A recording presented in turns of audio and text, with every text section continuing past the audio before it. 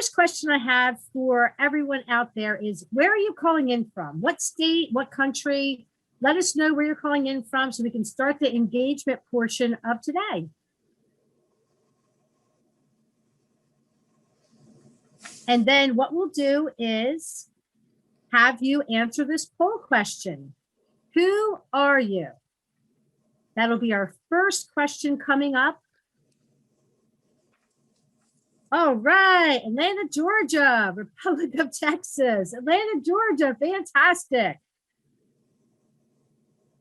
Washington State, welcome. All right, Michigan. I'm calling in from Pennsylvania. Austin, Texas is in the house. Fabulous. If you're just joining us now, please, please, please put in where you're from, what state, what country. We definitely want to know. And we are excited to have this engaging presentation of Apto's celebration of heart during the worldwide pandemic. We have an action-packed agenda for all of you with some amazing professionals. We have Madison Cahill and Tamsin Smith that is going to take us on a great journey today. All right. Who am I? A follower. Perfect. We love followers. We have leaders, we have followers, and as leaders, it's important to also be a great follower. Fabulous. Okay, I want to remind everyone that this session is recorded, and we are definitely recording this session. We definitely would like your participation, and we are counting on everyone to be engaged and take part in our different polls that we have today and different questions that we have here in chats. Okay, let me see. Do you have time to kick off? Absolutely. It is now 2:30 p.m. and we are going to kick off our first poll. We want to welcome everyone to Apto's celebration of heart during the worldwide pandemic. My name is Tara Pastor Camerata, along with Tracy Mickelson, and we are here to guide you on this journey with our subject matter experts, Madison Cahill and Tamsin Smith. So let's give Madison and Tamsin a big round of applause. Thank you for spending time with us. Excellent. And if you've just joined us, why don't you put in where you're from? That would be spectacular in chat. We'll get the chat working. And if you don't mind, let's take our first poll. Who are you? Are you a regulatory person, industry, academia, professional association, or top secret? Let the voting begin.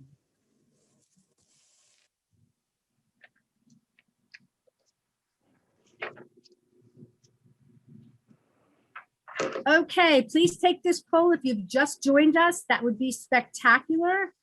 Who are you? That's our question. Wonderful. So if you could please close out the poll so we can see who has joined us here today.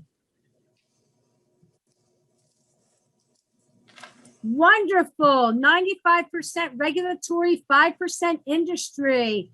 Excellent. Regulatory's in the house. Wonderful. Okay, so introductions. Why are we here today? Well, we're here to talk about health, evolution, adaptation, resiliency, and tenacity. And our hosts today are myself and Tracy.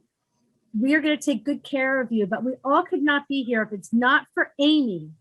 Can we all give Amy a big round of applause? Whoop, whoop. She is our technology guru. Excellent. And then our friends at Georgia. We have Madison, Tamsin, and Vanessa. So thankful that you are here to share all this wonderful knowledge with us. Okay, let's do another poll. Does that sound like a good idea?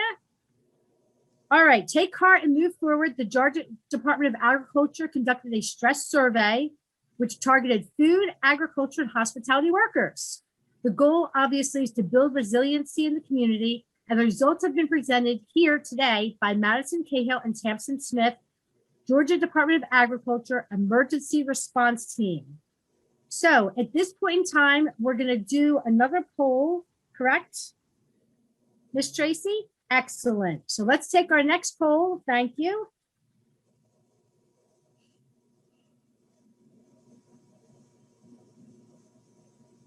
Okay, so I guess we're not going to do our next poll. So, there it is. Perfect. Thank you. Work experience. We want to find out your work experience. Please select less than 3 years. You're new to our industry. 3 to 9 years of experience, 10 to 20 years of experience, or 20 plus years of fabulous experience. Please vote now. On your mark, get set, go. This is a very quick poll, by the way. We'll have about 10 more seconds on the poll, and then I'm going to ask it to be closed. Okay, final votes. Pick your final answer. Survey said. Okay, close the poll, please. Look at this. We have the most experience, 50% of experience with 20 plus years of experience. Thank you, thank you, thank you to your dedication to public health.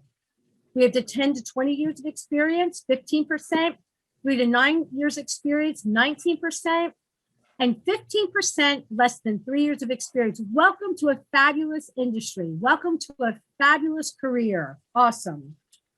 Okay, let's talk about rules of engagement. Feel free to raise your hand, pop questions into chat. Please stay on mute unless you're speaking. We'll make sure that we get your question taken care of. Definitely call upon you for experiences, call upon you on anything that you want to share with us. This is not a one-way conversation. This is a two-way conversation. We want you to be a part of this and be engaged. Use that chat box. Use your emojis. Have some fun today. Feel free to participate and discuss. We are all here to learn from each other. Okay, next slide, please. Okay, icebreaker time. Please participate in our polls. As you know, let us know who's with us today, which we found out the majority is regulatory, and we found out the majority of you have 20 plus years of experience. Next poll.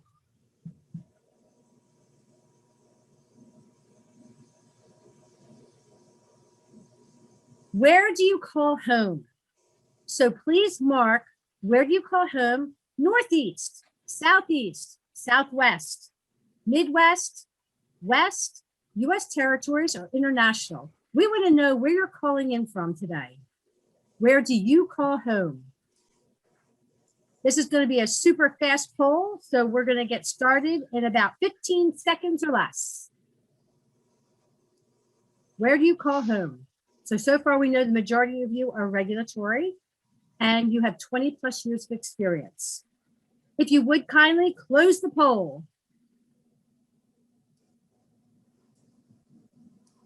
Okay, well, congratulations to the Midwest at 33%. Excellent. Followed by the Southeast at 30%. But as you can see in this poll results, every part of our country is represented. Very, very nice. Excellent. Thank you for participating. This is wonderful. All right, I'm going to close that poll out. Next slide.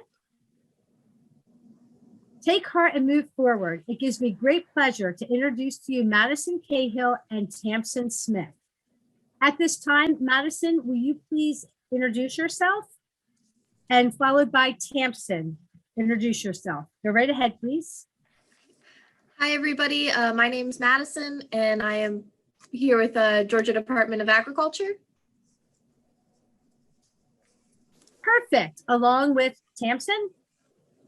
Hi, everybody. My name is Tamsin Smith, and I also work at the Georgia Department of Agriculture, as well as being a Master's of Public Health candidate with Madison.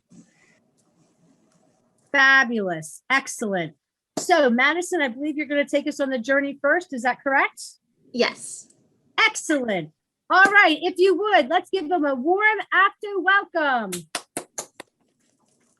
Take it away, Madison. So, hi, everybody. We're here to present take heart and move forward. And we just want to say thank you to AFTO for having us come back. Next slide, please. We also wanted to thank some of our partners who helped us get the survey results, including the Georgia Department of Behavioral Health and Developmental Disabilities and the Georgia Department of Public Health. Next slide, please. And so one question that we had coming into February when we first did this project was, how are we using heart to build resiliency? So for health, what we did was we tried to keep a pulse of mental health in the population. And we did this by making a stress assessment survey, which we released of September last year, in which we are currently in the process of doing a second burst to see how that, how mental health has changed over the course of this pandemic, as it has lasted over a year at this point. And by keeping a pulse, we were able to evolve resources and tactics in order to meet people's health needs. And then we're able to highlight ways individuals can adapt during hard times, especially by seeing what is working now and what isn't. And then we're promoting resiliency through providing resources and individual action. But we also want to improve tenacity by using optimism to take heart and move forward no matter the challenge. Next slide, please. And so with a stress assessment survey from last September, we were able to get a total of 458 respondents across 30 states, all of which are highlighted. You'll see Georgia, Michigan, and Ohio are highlighted in different colors than the rest of the states. That's because they had a large number of participants. And so Georgia had 271 participants, Michigan had 64, and Ohio had 55. Next slide, please. And today we wanted to look at the food-specific data. So we're looking at people who self-reported that they worked within the food industry. And we had a total of 69 respondents from the survey report being a part of the food industry. Next slide, please. And so the first thing we wanted to look at was who worked in the government. So you can see this little pie chart on the left-hand slide where you can see that 25% of people, 25 individuals, or about 40% of respondents, said that they did work for the government, whereas we had 37 respondents who did not work in the government. And this was broken across local and state levels, but most of the government workers did work at the state level. Next slide. And then we also looked at gender. We had most of our participants being female, about 63% being female. We had about 36% being male. And then we had about 2% who were not sure about their gender. Next slide, please. And so quick poll question, what was your stress level prior to the beginning of the pandemic, with 1 being low and 10 being high?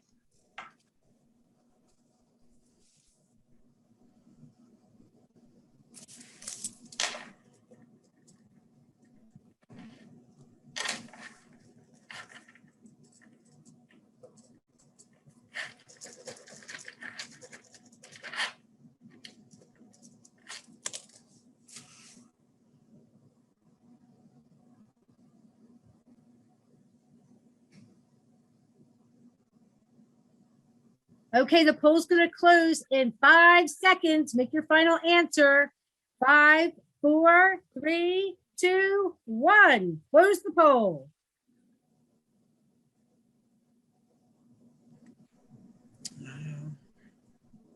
Ed Madison. All right, so it looks like most of you said 3 to 4, which is pretty interesting because if we go to the next slide,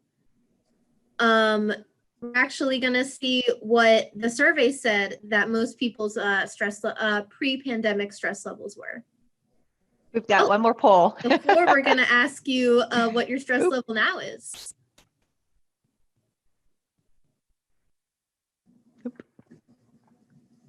Okay, so on this poll, we want to know what your stress level is right now, 1 being low, 10 being high. Quick poll, 20 seconds.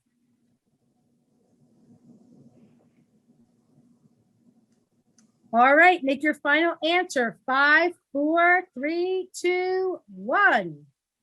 Close the poll.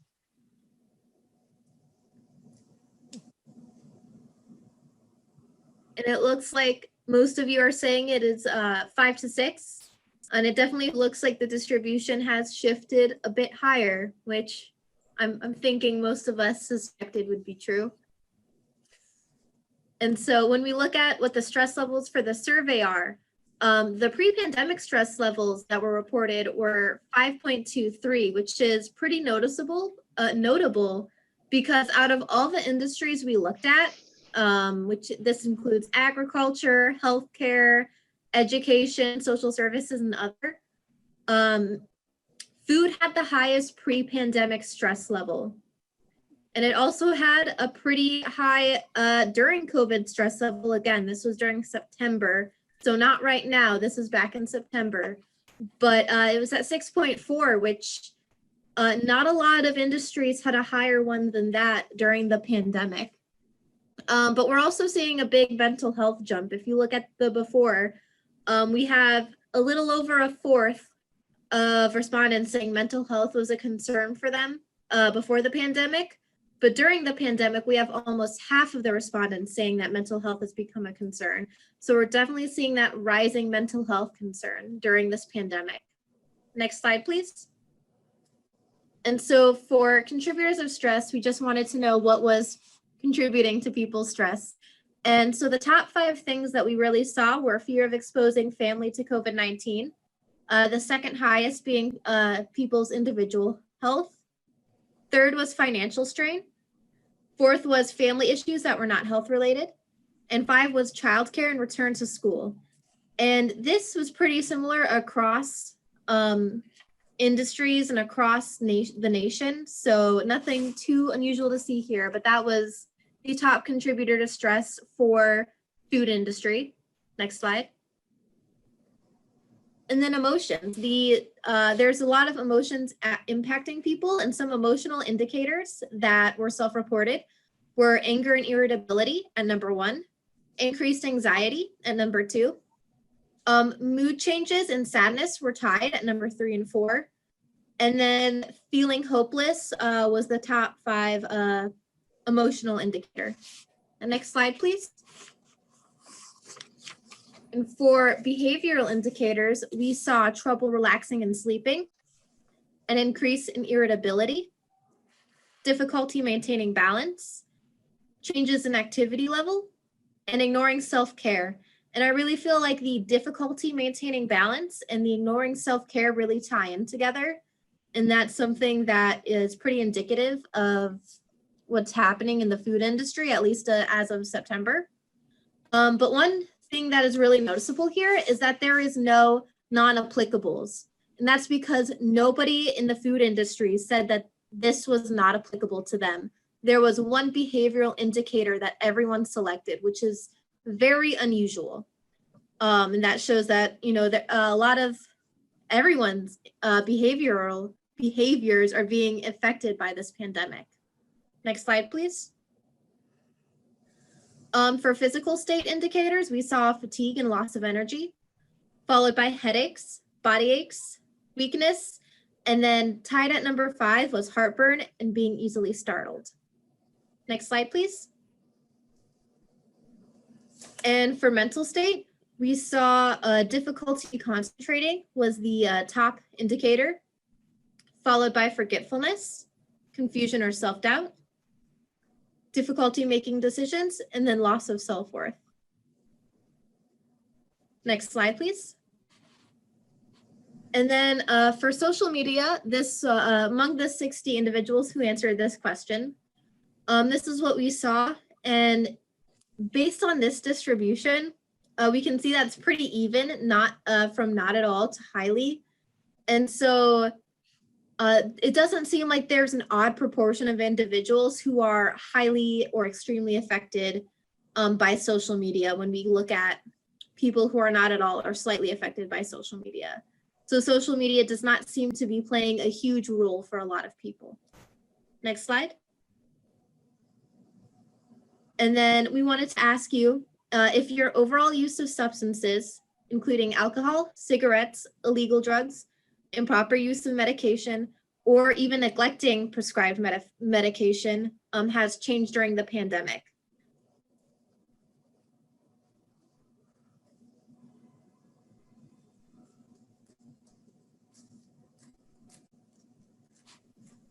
Okay, here's our next poll. Has your overall use of substances changed during the pandemic? Increased, decreased, stayed the same, do not use.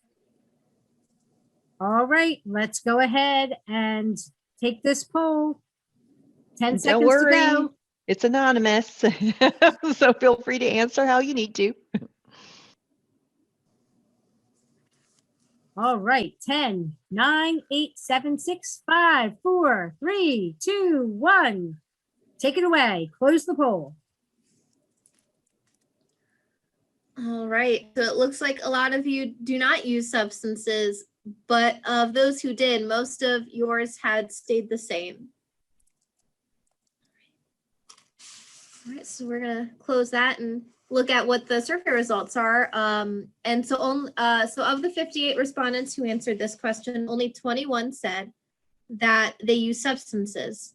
But of the 21 people who use substances, over half of them experienced an increase in substance use. Why this matters is because an increase in substance use oftentimes is indicative of a decline in mental health. And so what we're seeing here is a decline in mental health among a lot of people who said that they use substance uses. Next slide. And so looking at things to help you deal with stress, what are some activities that you've been able to use to help cope with stress? And here are the responses. Yeah.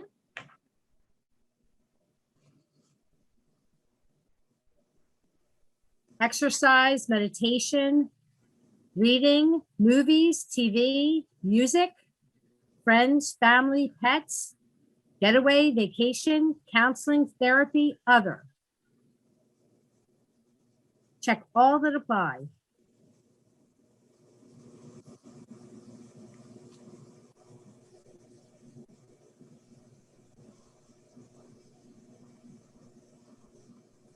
Okay, let's close the poll in 5, 4, 3, 2, 1.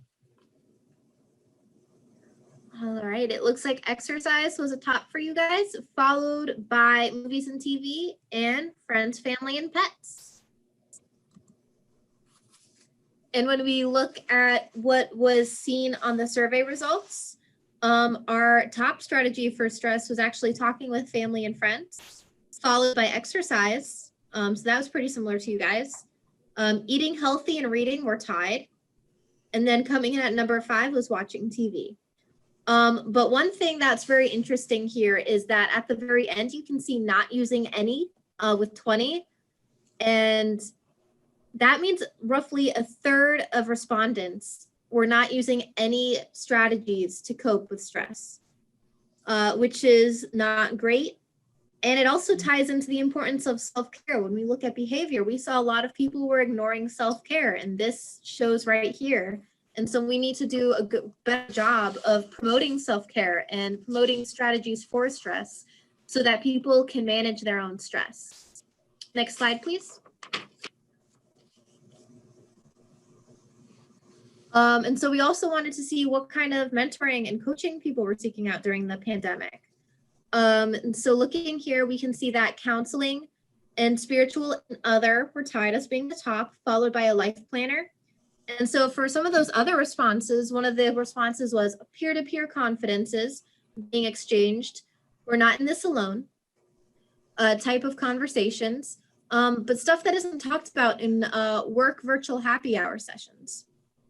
Another person sought out behavior support for sister and myself with diabetes. And then the other 2 respondents had career and professional coaching. Next slide, please.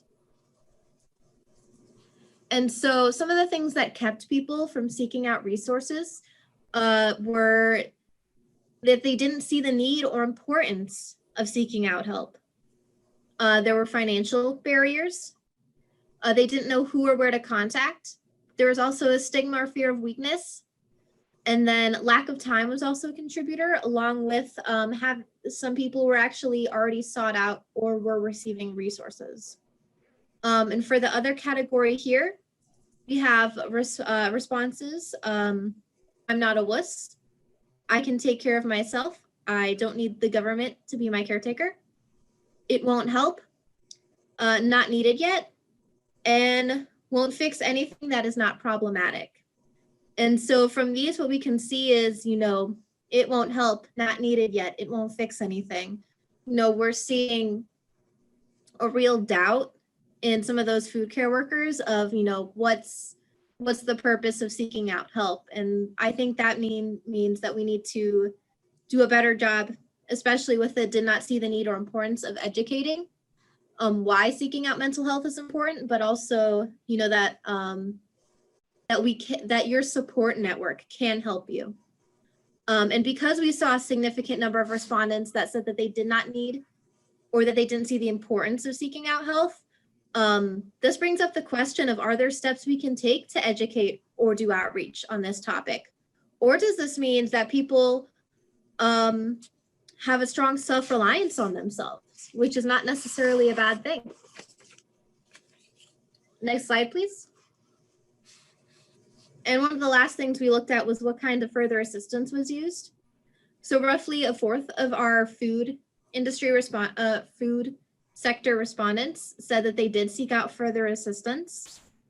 Other was the most common type of further assistance, and this included family help, loans, the PEBT from school system, and then psychological therapy.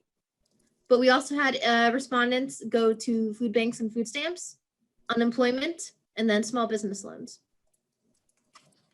Next slide, please.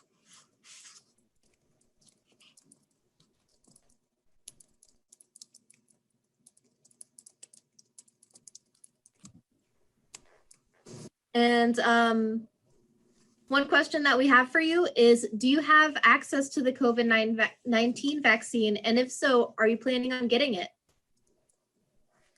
A, yes, I have access and plan on getting it. Next one, B, yes, I have access, but don't plan to get it. C, no, I don't have access. D, unsure about access to it.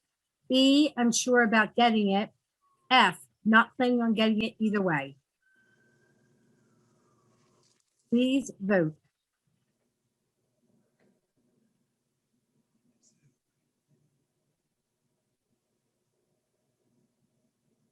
Okay, the poll is now going to close in 10 seconds.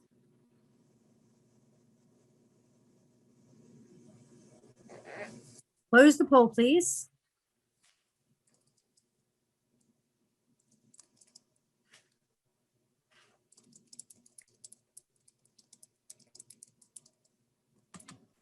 %73% state, yes, I have access and plan to get it. And 20% say, yes, I have access, but don't plan to get it. And then we have roughly 6% that's unsure. Excellent. Thank you all for participating in this anonymous poll. And I love what's going on in chat. To reiterate, do we need to do more to facilitate resources and support for people during these times? And where can we improve in this area? Excellent, excellent discussion. Keep it coming. Keep it coming. Perfect. Okay, let's give Madison a big round of applause, please. Great job, Madison. Whoop, whoop. Fabulous. Now it gives me great pleasure to introduce Tamsin Smith. Tamsin, take it away. Thank you, guys. And thank you, Madison, for presenting the results of our survey. So we wanted to do this survey because partially it would be just interesting to see, to get our finger on the pulse of the mental health state of, the people that we work around. And the essential workers. But the main purpose of this survey was to use it to develop further resources and to really realize who was in need of help and to reach out to them specifically. So in this half of the presentation, I want to share with you techniques to manage the increased stress that we're seeing in the survey, and I'm sure that you are feeling in your personal lives. So our first strategy that we want to teach you about is optimism. So optimism is more than just kind of the dichotomy between like optimism and pessimism. It's really a state of mind that you can choose to be in. It's not you're an optimistic person or a pessimistic person, full stop. It's a strategy that you can use to prevent stress. So optimism is focusing on things that you have control over to make a situation better, really focusing on the positive things in life, and trying as much as possible to let go of the things that you can't control or accept that you cannot. Next slide, please. Thanks. So there's a lot of advantages of optimism. You can see here that this list includes things that are, of course, like improvements to your mental state, which we would expect, but there's also some physical improvements as well. Some of the improvements are life expectancy and overall quality of life and performance in work, school, and sports.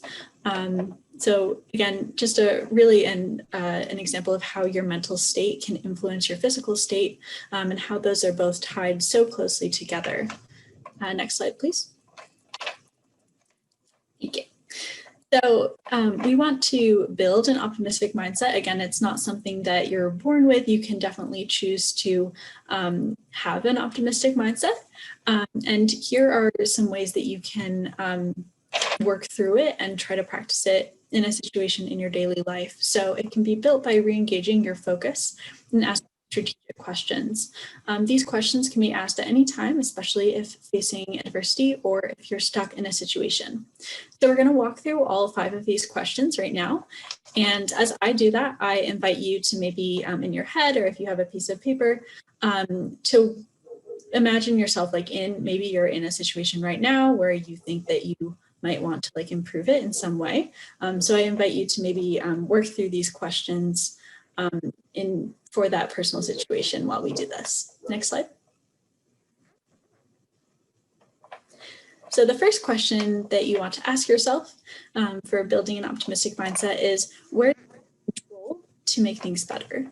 So control is actually a really important thing.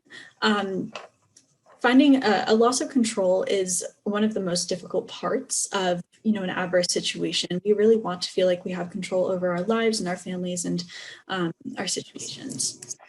So if you are stuck in a difficult situation, you can start by making a list of the factors that you have some control over. They can be small, they can be big. It's just great to get this out on paper. There's things that you also might not be able to have full control over, but you can influence, maybe by asking somebody and having them change it for you. So again, reaching out to friends, family members, colleagues, anyone who you can trust. You can help either identify these things that you can control, or using their influence, you can have like maybe a secondary source of control over your situation. Next slide. So moving on, the next question is, what must I accept? So the things that you accept are things that you might not necessarily have control over. Recognizing and accepting what you cannot control is a big step toward building an optimistic mindset, kind of being able to let go of it, or at least be at peace with that fact. And it's important to say that it's not giving up on a component of your situation, but it's seeking an opportunity to learn and grow from those situations. And again, focusing on what you can control, because the things that you can't control, I mean, you exactly so. I mean, it's hard to not worry about them, but it might not be the most productive thing to worry about them or to try to, or to put energy toward them. So really putting energy towards the things that you can will help you. Next slide. Thank you. Question 3, how can I take action now? So making a plan can really empower you, make you, it can show you exactly where you have control over the situation, and then you can go and actually do it and turn the situation the way that you want. So related to your control list, then you're going to list the ways that you can take action to address the things that you do have control over. And you can definitely reach out to other people. It's not just the things that you can do. Again, reaching out to trusted people, anybody who you think might help you, and also resources. So there's like big national resources. We'll share examples of that at the end of this presentation of places that you could also go. Yes. Thank you. Question 4 is, how can I keep one issue from affecting other parts of my life? So again, sorry. It's difficult to avoid situations that affect different aspects of our life. The COVID pandemic really shows us that, even if we have the best mindset and have things going on, there's things that just come out of nowhere and we can't really do much about them. We can't do much about some of the things. So some of this is like really learning how to be present and mindful.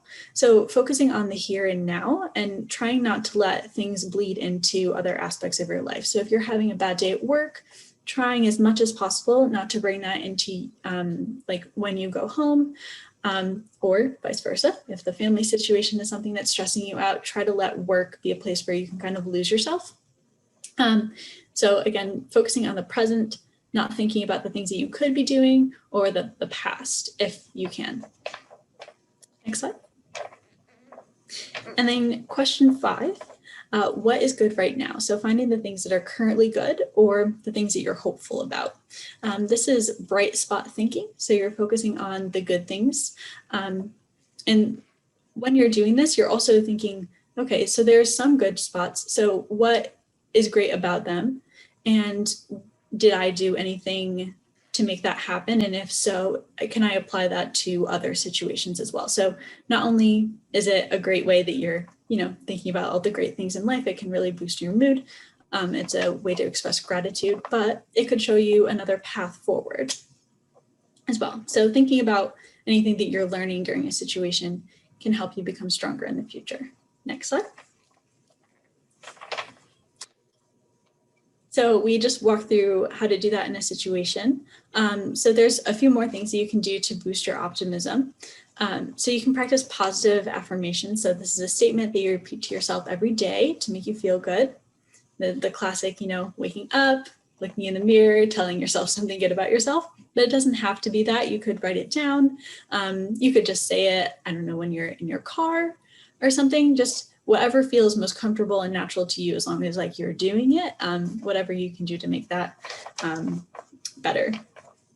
So if you guys don't mind, we would love to hear some positive affirmations of yourself. So if you wanted to put some of those in the chat, that would be wonderful, and we can all share those with each other. We can also think about the aspects of life that are good. Again, focusing on the bright spots, the wonderful things. You can even do this maybe by a gratitude journal. That's something that's popular now. So maybe at the beginning of the day, maybe taking a few minutes to write down the things that are good in your life and the things that you're grateful for.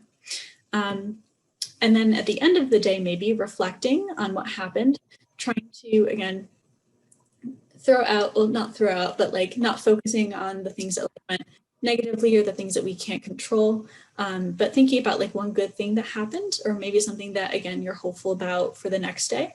So really taking a little bit of time, even in the morning and the evening, if you can, it's just a few minutes for reflection. Next slide. And I love all these positive affirmations in the chat, so thank you guys. Another big strategy to help you manage stress is resiliency. So what is resiliency? One of the definitions is the process of adapting well in the face of adversity, trauma, tragedy, threats, or significant sources of stress, such as family or relationship problems, serious health problems, or workplace and financial stressors, or the COVID-19 pandemic.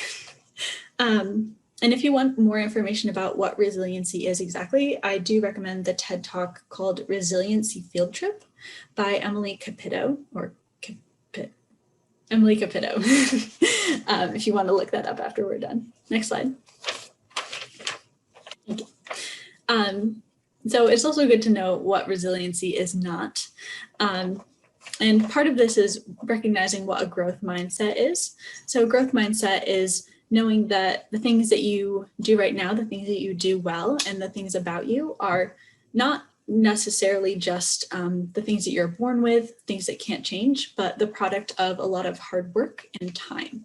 So even if you're not great at something right now, knowing that you can work and work and work, and that will really make a big difference in your life. So the people who have suffered major adversity in their lives commonly experience emotional pain and stress. And the road to resilience is often likely to involve considerable emotional distress. So it can be hard. There's a lot of self-reflection here, a lot of thinking about maybe a difficult period in your life, so you can identify like the ways that you can move on from that. But again, a really healing process, and it'll help you in the future.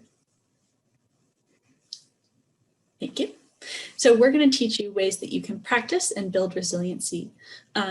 They might feel very forced. It might feel like very hard at first. But if you practice them and you're conscious about them, the more that you practice over time, the more natural it'll feel, and you'll be able to maybe even like shift into this mindset when things come up and not even think about it as much. It'll just be like part of your set of tools. So one way that you can do it is building connections. So you can do that by, just reaching out to somebody, spending time with the people in your circle. Right now, I know that we're still a little bit socially distant. So spending time with the people who you can see face to face, and then reaching out virtually if you're not zoomed out. You can also foster wellness. So really taking care of your physical body. Again, it's very closely tied to your mental health. Next slide. Thank you. And one of the things that you can do to take care of both your physical body and your mental health is good sleep, which might be the single most important thing that you can do for your physical and emotional health. It is so important. I know that we know it's important. I know that a lot of us have trouble getting, the recommended amount of sleep for so many different reasons, but if you really take time to change your life by a lot. So I wanted to give you a few tips for how to do that. First is creating a good environment for sleep.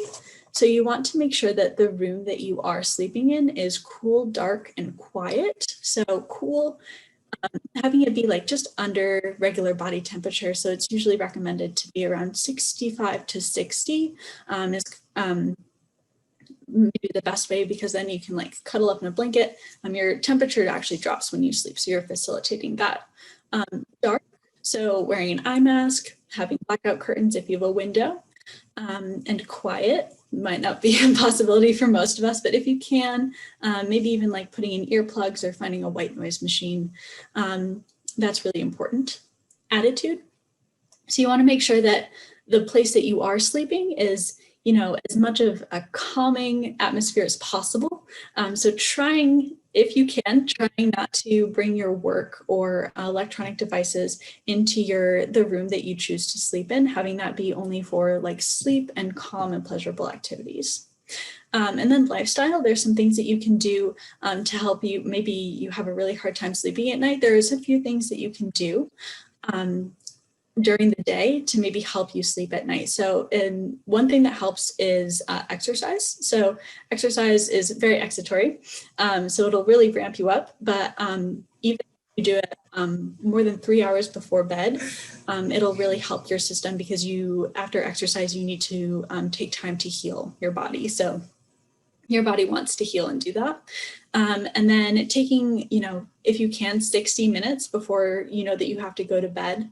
Kind of trying to ramp down, if you can, getting off your electronic devices or powering them into a night mode, releasing your blue light, because that excites your system again. And then doing some things that are like happy for you, that make you very sleepy and calm. So reading a book, listening to a nice podcast, meditating, stretching, taking a warm shower, all of those things. Next slide. Thank you. Again, prioritizing self-care. Self-care is really important. I mean, I say it a lot, like how you feel on the outside is really going to affect how you feel. Making sure that you're taking care of your body, getting lots of sleep, eating nutritiously, getting outside if you can, like we really respond to the sun. And then there's also some mental things that you can do. So prioritizing, again, making a list of the things that you have to do, recognizing like what has to be done right now. So maybe things aren't like hanging over your head as much. So really making sure that like you're setting yourself up for success in those ways. Next slide. Thank you. So here at the GTA, we developed this is actually part of like a campaign that we developed for compassion fatigue with the ABCs of prevention. So if you're not familiar with compassion fatigue, it's defined as indifference to charitable appeals on behalf of those who are suffering. And that comes as a result of frequency or number of such appeals. So maybe this is familiar to you. Maybe you've been fielding more requests for help than normal during the COVID-19 pandemic, or maybe it's just something that's part of your life in general. Having so many things and being overloaded with this can really maybe start to desensitize us. So there's things that you can do to take care of yourself in this time. Again, the ABCs of prevention. There's a lot of good tips here. And I wanted to note that this is a big text. I'm sure you can't like read it all at once, but we are all happy to share any of our resources with you. You can just email us. Our emails will be at the end of this presentation with anything that you want, and we'll be happy to bounce back with these resources. Next slide. Tamsin, I wanted to add in, could you go back one slide for a second, Tracy? Thank you. So for the ABCs here, the compassion fatigue, here at AFTA, we're going to expand upon this and actually focus in on the awareness, the balance, the connections. So one of an upcoming series in the next few months is we're going to go through each one of these areas and explore more. So what a great opportunity that you all can come and join in on. All right, Tamsin, please continue. Okay. Thanks. So here's our, we're working through our keys to building resiliency. Another one is to find purpose. So when you find purpose in life, that really helps you. Again, you're realizing like maybe why you're here. It gives you a renewed sense of self. It helps you focus on long-term things rather than getting hung up by short-term things as much, and seeing them less as obstacles and more of, steps along your path. So there's things that you can do to help that, helping others. So reaching out to, again, anybody in your social circle. Volunteering is a great way to do that, lending your skills, being proactive and moving toward your goals, making a list, identifying the things that you can do in the short term and the long term to help you get toward a big thing. Next slide. And our last key to building resiliency is seeking help. So we're all about reaching out to people, realizing, when you can't manage a situation or when you just need maybe like a little bit of a leg up or just somebody to talk to, and like being able to do that is really important. We want to remind you that you're not alone on this journey. I mean, of course, everybody's going through this COVID pandemic together.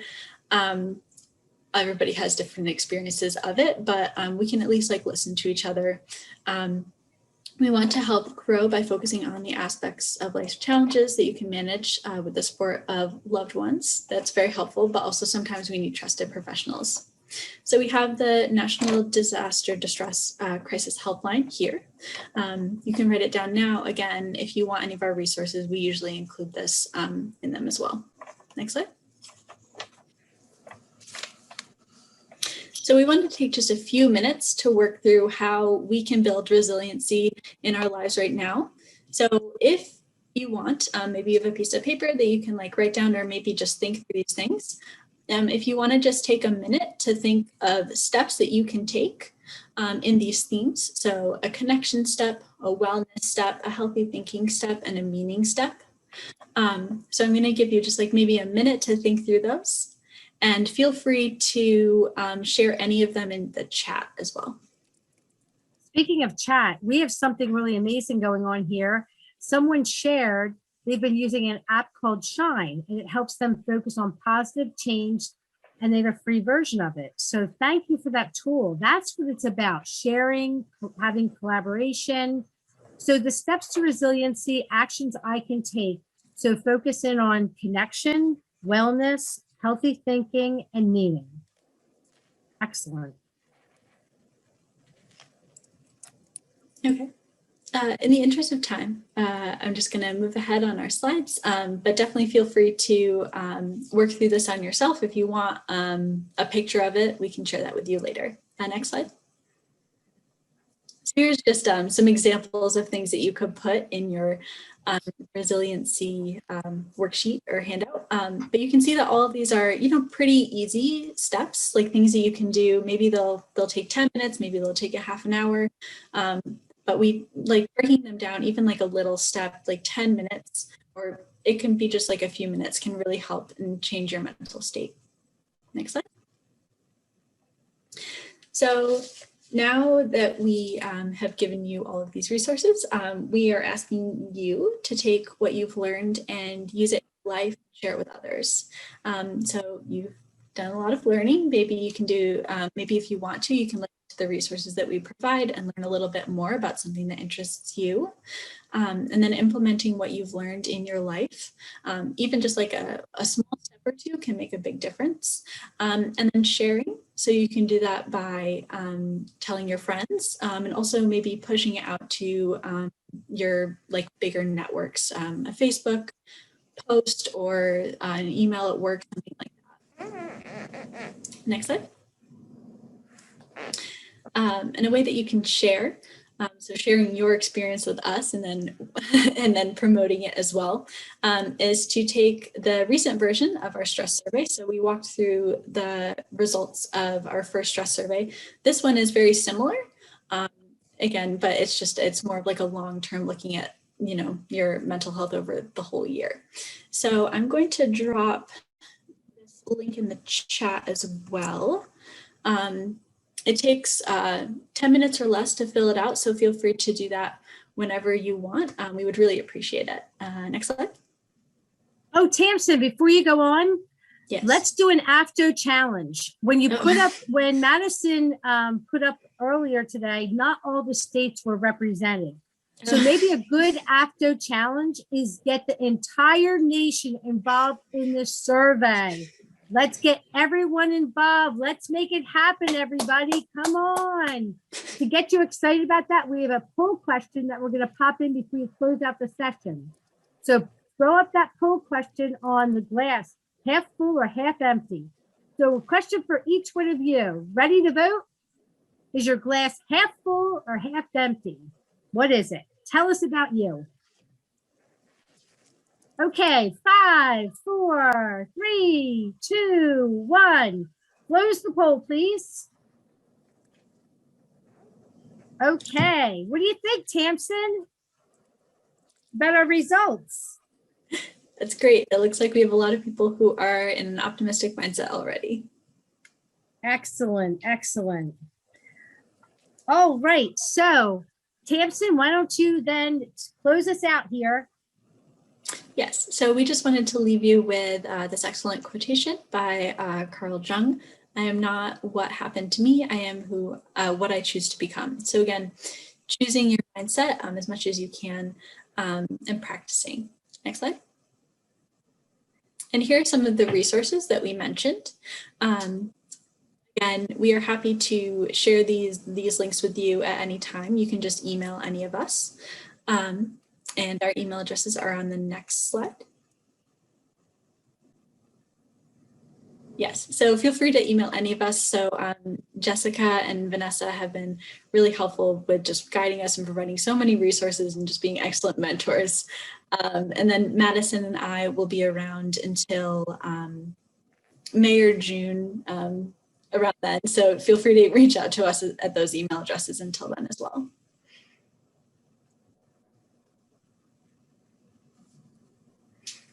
All right, so what we need everyone to do, the call to action is take the survey. The second round of survey will be open until April 2nd. We need you to participate and contribute to this body of knowledge. Here is the survey link, the QR code. Now we'll open it up for any questions. The last few minutes of this session. Any questions from anybody out there? I don't see any questions in chat, so why don't we go around and give our closing thoughts? Tracy, you want to give some closing thoughts? Vanessa, Madison, Tamsin, for this wonderful audience? Yeah, Tracy, close us out. Absolutely, yeah. So I know being in the food industry, so I think this is, this is a good presentation to see the focus on this. I've had a lot of experience both in my own, life, as well as with a lot of my my friends that are out in the industry, and just hearing all the things that have been happening within the restaurants, whether you're a large chain or just a little mom and pop shops, it's been stressful. And it's interesting because I think everybody's kind of in the same boat, but if we don't get a chance to talk about it and find out what's the, similar or the same, you kind of feel like, oh, well, I just need to, buckle in and take the ride, and whatever happens, and I'm not going to really do anything about it. I think, in my mind, originally, I was like, this is just a temporary situation. It's going to pass any moment. And now a year later, we're just starting to see the end of the light at the end of the tunnel. So I think this is really important. This is important information to get out there. I think it's very engaging, and I think it really helps people understand that it's okay not to be okay, and that you're probably in the same boat as everybody else. So the more that we can engage together and talk about this, I think the healthier we're going to be, as well as everybody that we have relationships with. So definitely pass the message along, take the survey. We'll have more resources coming. So we really appreciate you being here. And if you need anything whatsoever, we're here for you. Absolutely. Thank you, Tracy. That was awesome. Vanessa, some thoughts? Yes, again, just thank you all for your engagement today and for AFTO hosting, and just to kind of echo some of Tracy's thoughts, just that, this is happening to each of us. Check on those in your circle. I can't stress that enough. Not everyone is as outgoing and bubbly as Tara and myself. So, whether it's people you work with or at your church or your family at home, it's so important. One of the points we didn't hit on today, but that we may touch on next time, is suicide awareness and prevention. We talked about a lot of these different behavioral indicators, and sometimes it just builds.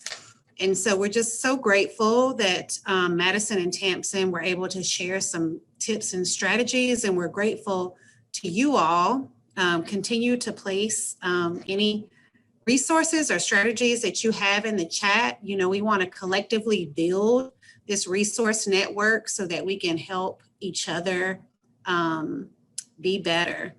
And so again, just thank you for your commitment and for taking time out of your day on this Friday afternoon to talk about this very real issue that is impacting us all during COVID-19. Absolutely. Vanessa, thank you so much to you and Madison and Tamsin for your great works. Thank you so much. We greatly appreciate it. Madison and Tamsin, do you have any closing thoughts, or are you good? You're good? All right. Let's give Madison and Tamsin a huge round of applause. Thank you. Fabulous, fabulous work. We're very proud of you. Keep up the great work. Okay, we'll see you all next month for the continuation of this series. Tracy, Amy, and I, Steve's Angels, will continue to bring you wonderful programming like this with Madison, Tamsin, and Vanessa. Thank you so much. Be safe and be well, everyone. Have a good Take day. care. Bye. Take care.